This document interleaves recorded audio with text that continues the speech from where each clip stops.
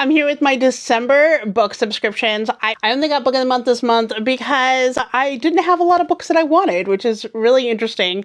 Let's see what I got this month. First, we have the bookmark, which is very winter themed, but I only got one book this month, and that is Good Spirits by B.K. Borison. I actually have this on audiobook that I got, I think, from Libro, so I wanted to get the physical copy so that I could kind of bounce between the two, but I am doing this with a buddy read with some people, so I'm very excited to jump in. What are you reading in the month of December? Let me know, because I am still looking for more books to read this month.